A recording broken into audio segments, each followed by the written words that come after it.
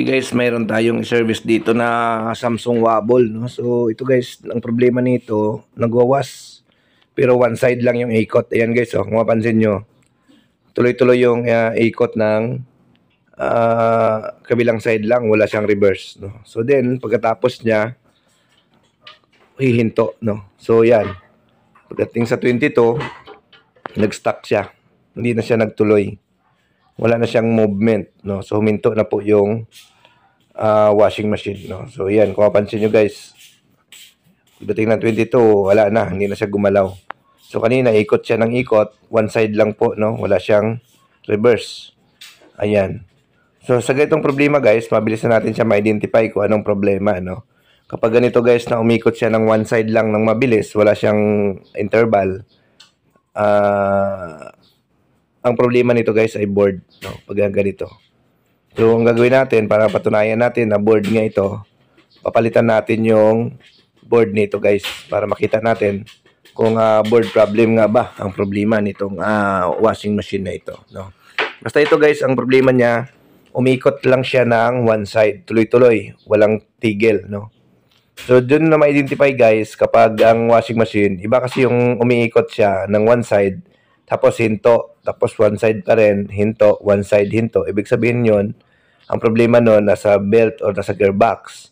Pero itong pagkakataon nito guys, pag ikot niya ng one side, tuloy-tuloy, walang hinto, walang interval.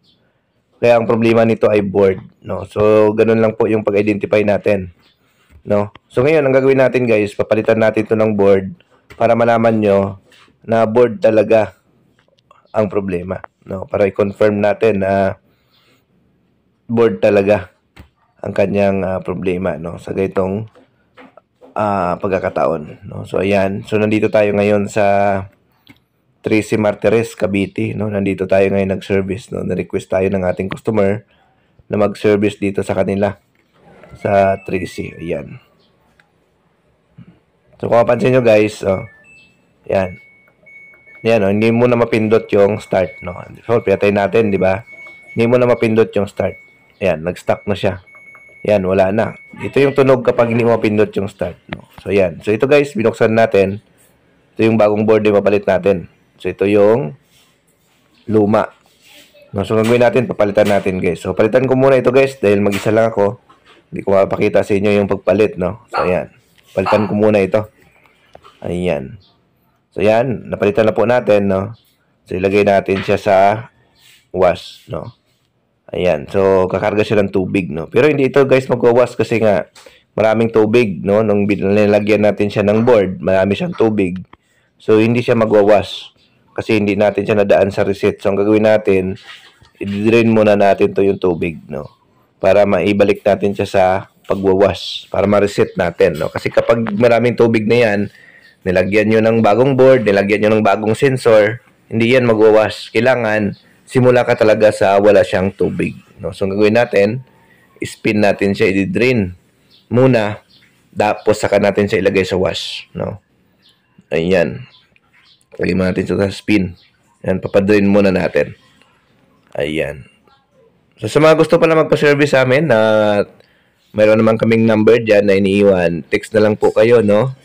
Minsan kasi sa tawag, hindi namin kayo masagot kasi minsan nasa nag-drive, minsan nasa service. So, kapag nag-text naman kayo, sigurado ma-replyan naman namin kayo, no? So, yan. Nagsiservice kami ng nearby Santa Rosa, Laguna, no? Sa Cavite, yan, hanggang 3C kami, hanggang Parañaque, yan. Tapos, Batangas, abot kami ng hanggang Lipa, no? Hanggang Los Baños. Yan po yung mga area na kaya namin puntahan sa home service, no? Yan.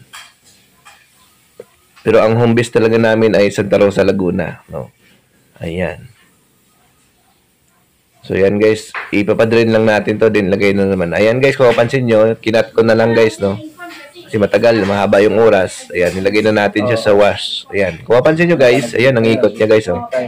Ayan, reverse, forward, balik-balik. So yun ang problema, no? So yun yung normal niya na ikot sa mga gitong wobble, no? Ayan.